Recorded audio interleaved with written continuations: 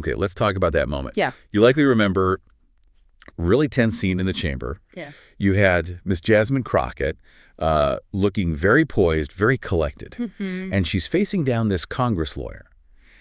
And he comes out with this incredibly condescending line, something like, honestly, Miss Crockett, I didn't expect you to even keep up, but here you are, trying. Ooh, yeah, that line, it just cut right through, didn't it? It really did. And you could feel the ripple effect instantly. It wasn't just, a snappy comeback situation. It felt bigger, like a clash of power perception. Absolutely. And social media picked up on that immediately. You knew it was going viral. Exactly.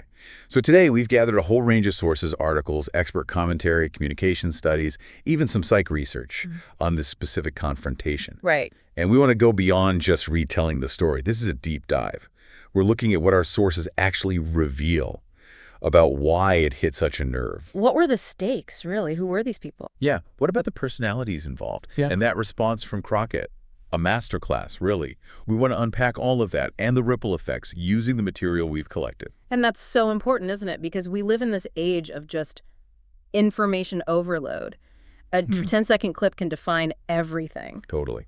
So our mission here is to give you the tools, the framework to understand these kinds of public moments on a deeper level.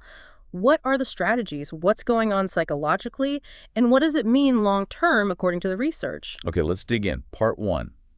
Setting the stage. That chamber felt like a theater, didn't it? It really did. So that initial remark from the lawyer, our sources suggest it wasn't just a slip of the tongue or a personal insult. It was almost tactical. Yeah, like a calculated rhetorical move, a kind of preemptive strike. Exactly, like an ad hominem attack meant to discredit her right out of the gate. A challenge to her very presence, her expertise. And that fits with what communication theory tells us about these asymmetric power plays. One study we looked at really emphasized how these public challenges are often designed specifically to destabilize the other person. To get an emotional reaction. Precisely. To provoke something that makes the aggressor look superior or in control. And as our sources clearly show, in that kind of spotlight, one wrong move. It gets weaponized instantly. Instantly. Amplified everywhere. Social media, commentary. It becomes part of your public record almost permanently. The pressure is immense. And the impact, the resonance. It just exploded beyond politics, didn't it? Our articles really highlight this for many people, especially, immigrant communities, women of color. This felt personal. It felt like a proxy battle. Yes, it tapped into that really common universal experience of being dismissed or underestimated in a professional setting. What's fascinating there is just how widespread that feeling was. Our sources in social psychology really back this up. These moments become incredibly powerful symbols. It wasn't just about politics anymore. Not at all. It was about whether arrogance could silence a voice demanding respect, or could courage and composure actually change the dynamic. As one analysis put it, her response became this cultural statement about resilience for so many people who saw their own fights reflected in hers. And the tension in the room itself, you could practically feel it. Colleagues looking worried, opponents maybe smirking a bit. Waiting to see what would happen. Yeah. Every camera, every microphone, all eyes just locked on Jasmine Crockett. Our research on, high-pressure public speaking shows how that kind of scrutiny just dials the stakes up to 11.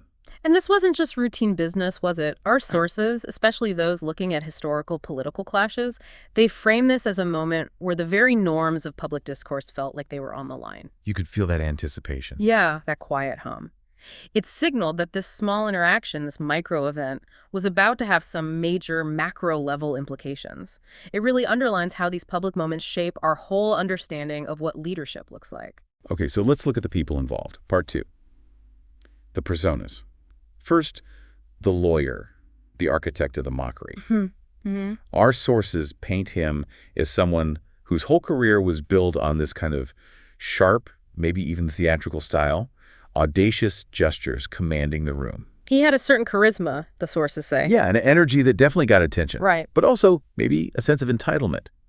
Our psychological profile suggests that sometimes goes hand in hand with personas built on seeming intellectually dominant. And if we connect that to the bigger picture, Yeah. our sources suggest he was really skilled at the ad hominem attack. not debating the issue, but discrediting the person. Right, go after the speaker, not the speech. Exactly. One article mentioned his law school days, his flair for dramatic objections, quips meant to get laughs or throw opponents off balance. Calculated move. Very calculated. But here's the interesting part, the potential blind spot that our psych analyses point out.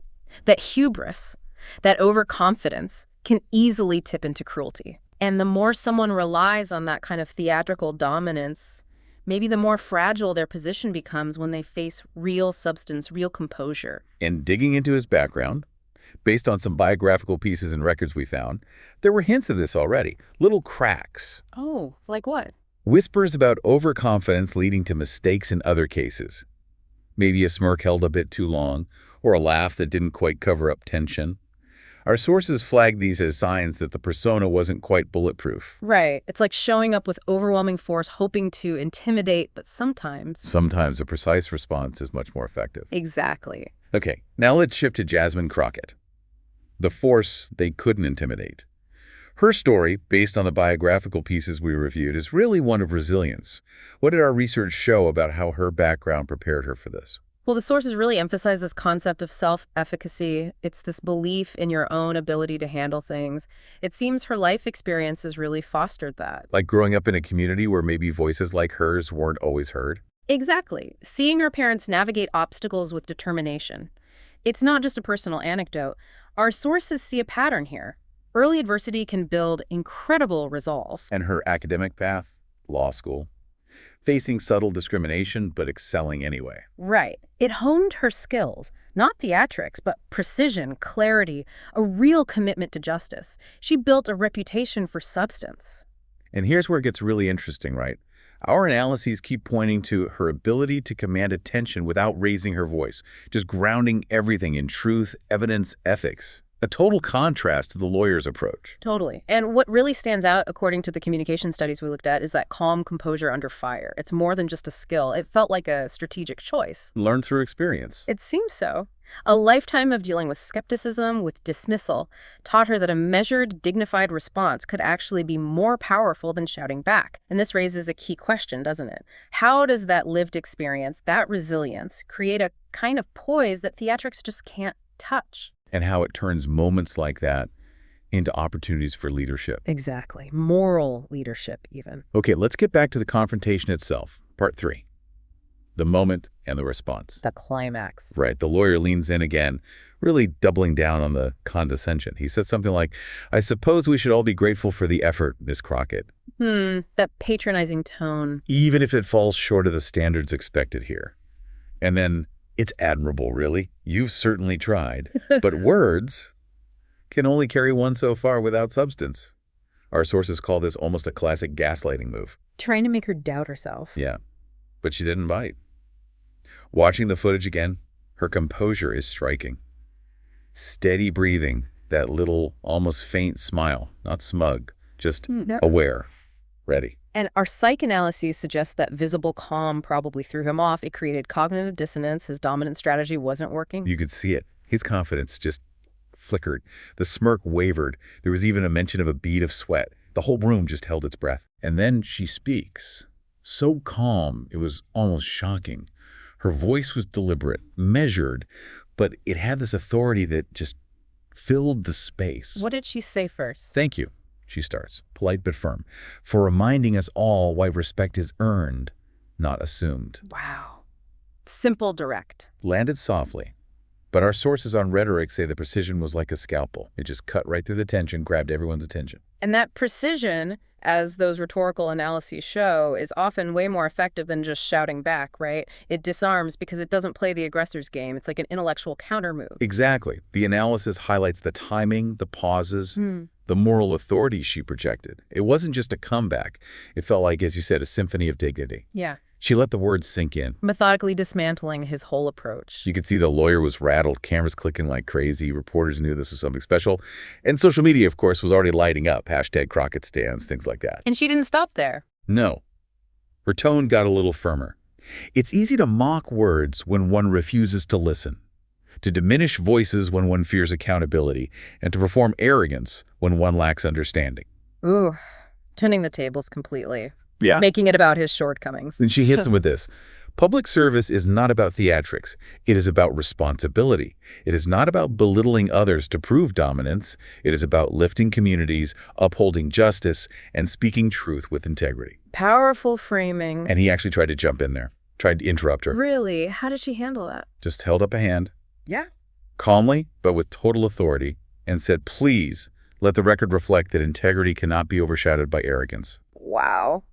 That nonverbal element, the hand gesture, combined with the statement. Our sources on power dynamics would call that a classic reframe. How so? She shifted the focus entirely. It wasn't about her ability anymore. It was about his conduct. She subtly took control of the narrative, silenced him without yelling. Masterful. And then the final statement, making sure everyone heard it, let this moment serve as a reminder that true leadership is not proven through mockery or intimidation. It is proven by standing firm, speaking with clarity, and elevating the truth above all else. Mic drop. Pretty much. Silence for a beat. Then you hear murmurs, people starting to clap quietly, nodding, and the lawyer just sitting there, frozen. His whole attempt at dominance just deflated. Neutralized. Ego bruised, as the outline said. Yeah. So for everyone watching, what did it mean? It was just this clear demonstration of integrity winning out. Okay, so that's the moment. Let's talk ripple effects. Part 4. Right, because the second those words landed in the chamber outside, it was like an explosion. Our social media analysis confirms this instantaneous. Feeds just ignited. Totally. Hashtags like hashtag dignity wins, hashtag mic drop moment trending in minutes. The clips went everywhere. Cable news couldn't get enough, replaying her lines, analyzing her composure. And that speed, that virality, our media study sources suggest it points to this real collective hunger for authentic leadership, doesn't it? Seems like it. The whole narrative shifted.